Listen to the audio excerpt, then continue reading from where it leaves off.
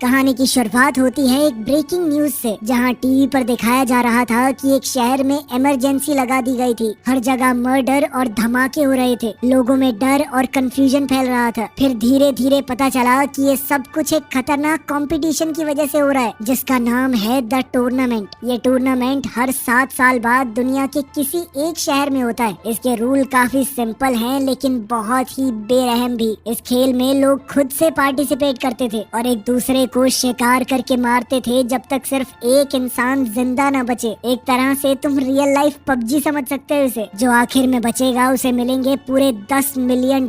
इस गेम को देखने वाले लोग थे अमीर बिलियनियर्स, जो इंसानों की जान पर सट्टा लगा रहे थे। और ये खेल जितना सुनने में लगता है उससे कहीं ज्यादा डरावना था। खैर, इस बार ये टूर्नामेंट ब्राजील के एक शहर में हो रहा था। हम देखते हैं कि जोशुआ नाम का एक आदमी भाग रहा था, क्योंकि वॉकर नाम का एक दूसरा कंटेस्टेंट राइफल लेकर उसका शिकार कर रहा था। उस वक्त सिर्फ 3 लोग बचे थे, जोशुआ, वॉकर और एक तीसरा आदमी जो पहले ही बुरी तरह घायल था। अब जोशुआ पर फायरिंग हुई, लेकिन वो बचकर एक कमरे में घुस गया। अपनी चालाकी से उसने वॉकर को धोखा दिया। लटके हुए मांस पर जैकेट पहनाकर उस पर गोली चलवा दी। फिर पीछे से आकर जोशुआ ने उस पर हमला किया और वॉकर को क्रॉस बो से मार डाला। अब जोशुआ और वो आखिरी घायल आदमी बचे थे। इस टूर्नामेंट में रहम नाम की तो कोई चीज ही नहीं थी। वो घायल आदमी जोशुआ का दोस्त था, लेकिन फिर भी उसने खेल खत्म करने के लिए उसके सर में गोली मार दी और खुद अकेला जिंदा बचा। इसी के साथ इस साल का गेम खत्म हुआ और वॉकर जीत गया।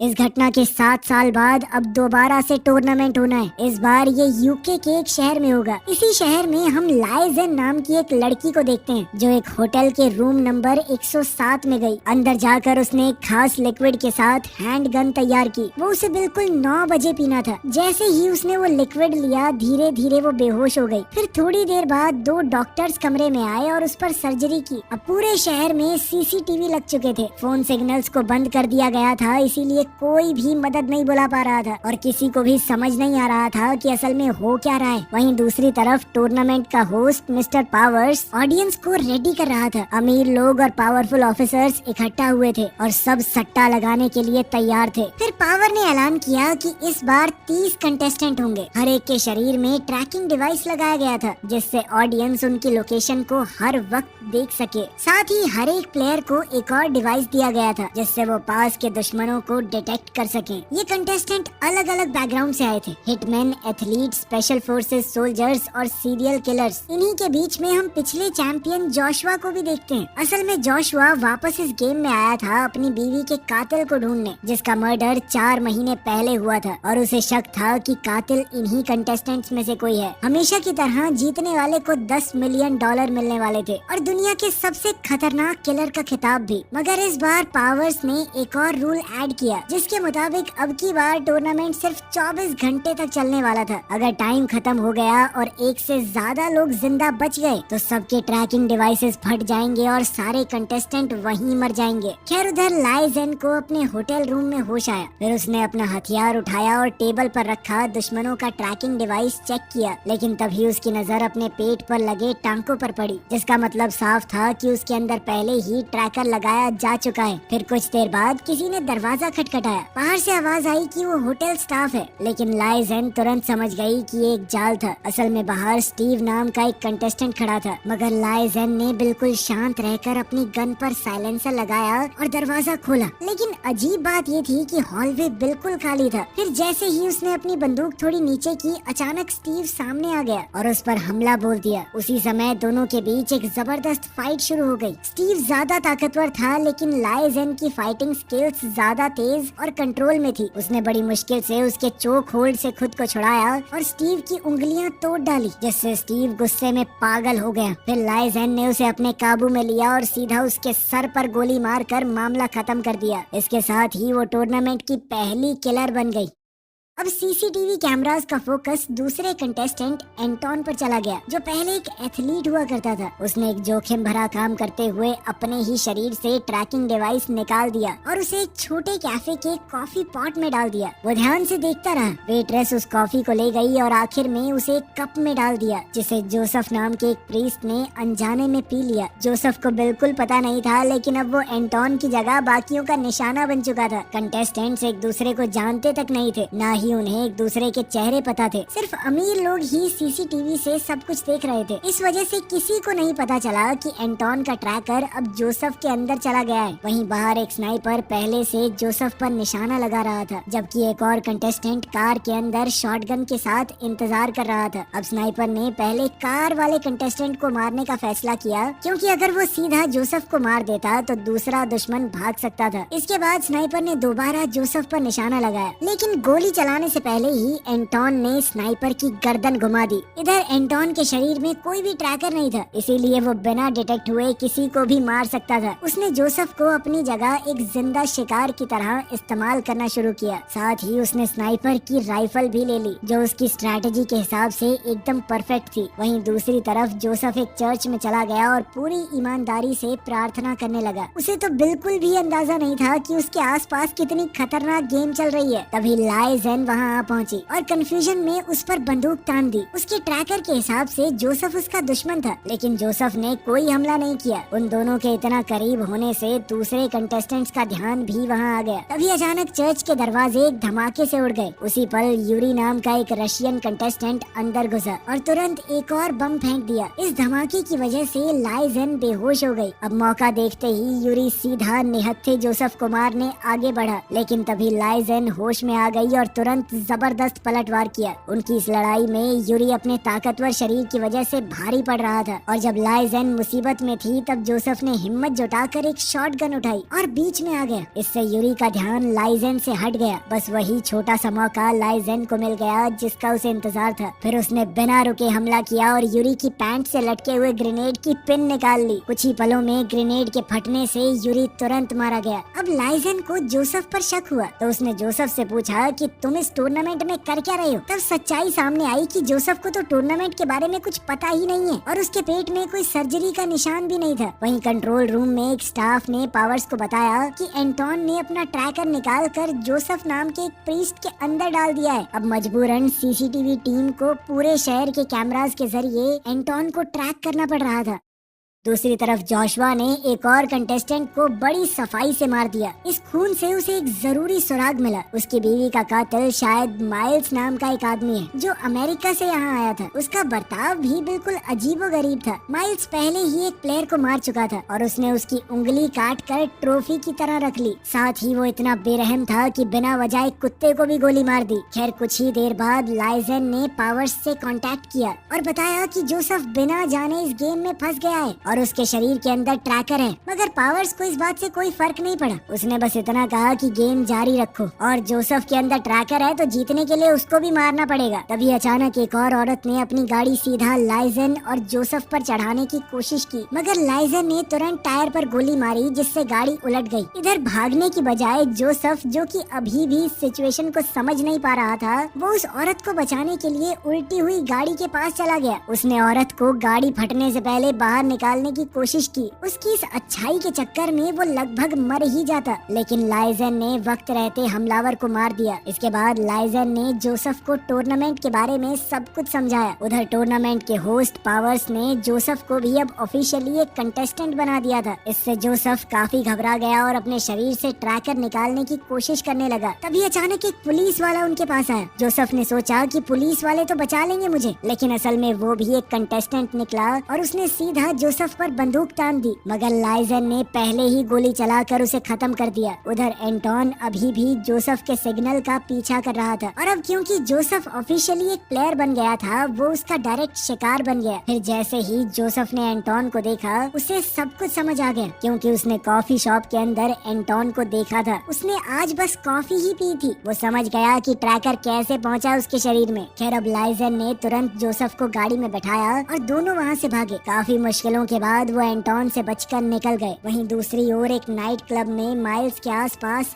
8 और कंटेस्टेंट उसे घेर कर खड़े थे। अब सब लोग एक दूसरे को घूरते हुए खड़े रहे, जिससे टेंशन धीरे धीरे इतनी बढ़ गई कि वो बिलियनियर्स के लिए पूरा एंटरटेनमेंट बन गया। तभी अचानक बिना चेतावनी के माइल्स ने शॉटगन उठाई और एक को तुरंत मार डाला। अब कुछ ही पलों में 5 कंटेस्टेंट्स मर चुके थे, जिनमें से ज्यादातर माइल्स ने खत्म किए थे। अब क्लब में सिर्फ 4 लोग बचे, जिनमें माइल्स खुद भी शामिल शामिल था। फिर वहाँ धुआंधार गोलीबारी शुरू हो गई जिसमें 2 लोग बुरी तरह घायल हो गए। फाइट खत्म होने से पहले ही जोशुआ वहाँ पहुँच गया और बिजली की रफ्तार से सबको मार दिया। अब सिर्फ माइल्स जिंदा बचा था। आखिरकार जोशुआ ने अपनी बीवी के खून के बारे में पूछा, लेकिन माइल्स ने मना कर दिया और कहा कि मुझे कुछ नहीं पता। तभी बीच में एक औरत आई और अचानक से जोशुआ को चाकू मार दिया। इस मौके का फायदा उठाकर माइल्स ने जोशुआ को गोली मारी और उसे बेहोश कर दिया। बाद में जब जोशुआ होश में आया तो वो बंधा हुआ था और माइल्स उसके सामने था। वो एक वहशी हंसी के साथ बोल रहा था कि आज तक मैंने हजारों लोगों को मौत के घाट उतारा, लेकिन जोशुआ की बीवी को नहीं मारा। फिर उसने जोशुआ की एक उंगली काट डाली और उसे सिगरेट की तरह इस्तेमाल करने लगा। फिर आखिरकार माइल्स ने सच बताया कि तुम्हारी बीवी को लाई जेन ने मारा था। सच जानने के बाद जोशुआ कहने लगा कि मरते हुए आदमी को थोड़ी शराब तो पिला दे। माइल्स ने ये बात उसकी आखिरी इच्छा समझकर मान ली। फिर जैसे ही माइल्स ने लाइटर जलाया, जोशुआ ने शराब सीधा आग पर थूक दी। अचानक माइल्स का शरीर आग पकड़ गया और इस अफरा तफरी का फायदा उठाकर जोशुआ ने रस्सी को एक स्क्रू पर घिसकर खुद को आजाद कर दिया, लेकिन बदकिस्मती से माइल्स बचकर निकल गया। खैर अब जोशुआ ने बार काउंटर से चाबियां उठाई और एक फ्यूल टैंकर ट्रक पर कब्जा कर लिया। अब उसके पास खोने के लिए कुछ भी नहीं बचा था, इसीलिए वो सीधा लाई जेन के पीछे निकल पड़ा, जो अभी भी जोसेफ के साथ शहर से बाहर जा रही थी ताकि उसके ट्रैकर का सिग्नल कमजोर हो जाए। वहीं दूसरी तरफ बाकी कंटेस्टेंट एक दूसरे का शिकार करते रहे। कुछ देर बाद लाई जेन एक गैस स्टेशन पर रुकी और उसने एक ताकतवर दवा ली ताकि जोसेफ अपने शरीर से ट्रैकर निकाल सके, मगर तभी अचानक माइल्स वहां आ गया। लाई जेन ने बिना देर किए माइल्स को पकड़ लिया और उसे मारने के लिए तैयार हो गई, लेकिन जोसेफ ने कहा कि बुराई का रास्ता छोड़ दो, इसे जाने दो। बिलियनियर्स इस नजारे को बड़े ध्यान से देख रहे थे, लेकिन फैसला होने से पहले ही माइल्स के शरीर के अंदर से जोर का अलार्म बजने लगा। असल में पावर्स ने उसके ट्रैकर को एक्टिवेट कर दिया था। ऑडियंस ने ये फैसला लिया था कि अब माइल्स जिंदा ना बचे। फिर कुछ ही सेकंडों में डिवाइस फट गया और माइल्स वहीं मारा गया। इसके बाद पावर्स ने सीधा जोसेफ से बात की और उसे नए रूल समझाए। अब सिर्फ 4 घंटे बचे थे, अगर तब तक कोई एक नहीं जीता तो सबके ट्रैकर फट जाएंगे, बिल्कुल माइल्स की तरह। अब ये साफ था कि जिंदा रहने के लिए बाकी सबको मारना जरूरी था, मगर इतना सब सुनने के बाद भी जोसेफ बदला नहीं। उसने दवा ली और बाथरूम गया। वो पूरी कोशिश करता रहा कि ट्रैकर को शरीर से बाहर निकाल सके। आखिरकार पड़ोस वाले स्टॉल से लाई जेन ने अपना सच कबूल किया। उसने माना कि मैंने ही जोशुआ की बीवी को मारा था, जो उस वक्त प्रेग्नेंट भी थी। लाई जेन ने कहा कि मैं एक कातिल की जिंदगी और नहीं जीना चाहती। मैं इस टूर्नामेंट में आई ही इसीलिए हूँ ताकि प्राइज का पैसा जीत कर हमेशा के लिए इस खून खराबे से दूर हो जाऊँ। इसके बाद लाई जेन ने जोसेफ से कहा कि यहाँ से निकल जाओ, चाहे तुम्हारे अंदर से ट्रैकर निकला हो चाहे नहीं। असल में उसका डिवाइस दिखा रहा था कि 3 कंटेस्टेंट तेज रफ्तार से गैस स्टेशन की तरफ आ रहे हैं। जैसे ही दोनों वापस गाड़ी की तरफ बढ़े, एक और कंटेस्टेंट सामने आ गया और सीधा उन पर बंदूक तान दी, लेकिन तभी पीछे से आ रही एक बस ने उसे उड़ा दिया और उसका खेल खत्म। फिर कुछ पल बाद जोशुआ ने अपना टैंकर घुमाया। उसने जल्दी से गाड़ी घुमाई और लाई जेन और जोसेफ का पीछा करने लगा। कोई और रास्ता न देखकर दोनों ने क्रैश हुई बस हाईजैक कर ली, जिसके अंदर अभी भी पैसेंजर बैठे हुए थे। जल्द ही जोसेफ ने स्टीयरिंग संभाला और लाई जेन ने जोशुआ पर गोलियां चलाकर उसे उनसे दूर रखा। मगर हालात और ज्यादा खतरनाक तब बने जब एंटोन अचानक से ब्रिज से सीधा चलती बस पर कूद गया। वो आसानी से अंदर घुस गया और लाई जेन के साथ उसकी जानलेवा फाइट शुरू हो गई। तंग जगह और हिलती हुई बस की वजह से लाई जेन के लिए लड़ना मुश्किल हो रहा था। फिर एक वक्त ऐसा आया जब लाई जेन बस से बाहर गिर गई। वो जोशुआ के टैंकर के नीचे आने ही वाली थी, लेकिन किसी तरह वो वापस बस में चढ़ गई। फिर उसने अपनी सारी गोलियां एंटोन पर चला दी जब तक दोनों की गोलियां खत्म नहीं हो गई। आखिर में मौका देखकर जोसेफ ने अचानक ब्रेक लगा दी और इसी झटके से एंटोन सीधा जोशुआ के ट्रक से टकरा गया और तुरंत मारा गया। इससे टैंकर भी पलट गया, घूमता हुआ गिरा और उसी पल एक बड़े धमाके में फट गया। पर खुशकिस्मती से दोनों उस तबाही से बच गए थे। अब जोसेफ की तबीयत अचानक बहुत खराब हो गई और आखिरकार वो ट्रैकर उसके शरीर से बाहर आ गया। डिवाइस के निकलते ही जोसेफ ऑफिशियली गेम से बाहर हो गया। वहीं दूसरी तरफ जोशुआ भी किसी तरह इतने बड़े धमाके के बाद भी जिंदा बच गया था और ये तबाही सुबह तक जारी रही। अब सिर्फ 15 मिनट बचे थे और लाइजैन और जोशुआ के सामने मौत खड़ी थी। फिर जोसेफ ने बुरी तरह घायल लाइजैन को एक चर्च तक पहुंचाया क्योंकि उसे उम्मीद थी कि वहां शायद कोई बचाने आ जाए, लेकिन वो चैन की सांस तक ले पाते उससे पहले ही जोशुआ वहां पहुंच गया और लाइजैन को मारने के लिए उसके सर पर खून सवार था। उसने पूछा कि तुमने मेरी बीवी को क्यों मारा, किसने ऑर्डर दिया था। तब ये खुलासा होता है कि लाइजैन को ये काम गेम के होस्ट पावर्स से मिला था। इस बारे में अब तक सिर्फ पावर्स ही जानता था, मगर ये सुनते ही जोशुआ का गुस्सा और भड़क गया। वो उसे मारने के लिए पूरी तरह तैयार था। तभी जोसेफ ने बीच में आकर उसे रोकने की कोशिश की और उसे समझाया कि लाइजैन ने तो सिर्फ अपना काम किया है, जिम्मेदार तो कोई और था। मगर इस सब के बीच टाइमर तेजी से नीचे गिरता रहा और अब तो 30 सेकंड से भी कम रह गए थे। लेकिन इन्हीं आखिरी पलों में जोशुआ ने लाइजैन को मार दिया और दोबारा से इस टूर्नामेंट का विनर बना। लेकिन सच तो ये था कि उसने लाइजैन को पूरी तरह खत्म करने की बजाय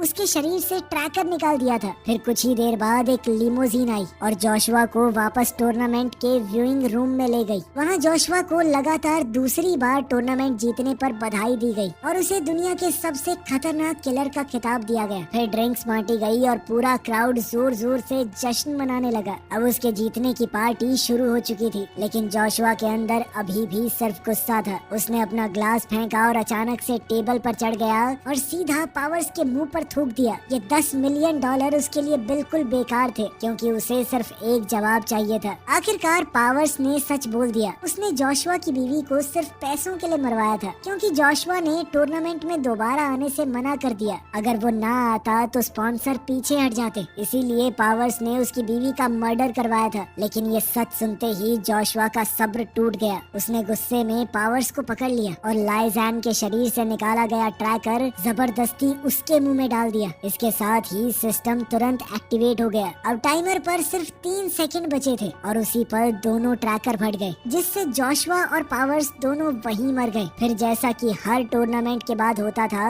उसी तरह इस बार भी सच बाहर की दुनिया तक कभी नहीं पहुंचा। न्यूज पर भी उन्हीं अमीर और ताकतवर लोगों का काबू था जो कि इस गेम को देख रहे थे। आखिर में हम जोसेफ को अपने चर्च में एक स्पीच देते हुए देखते हैं और सामने बैठी भीड़ में लाइजैन भी शामिल थी। वीडियो पसंद आई तो लाइक कर देना।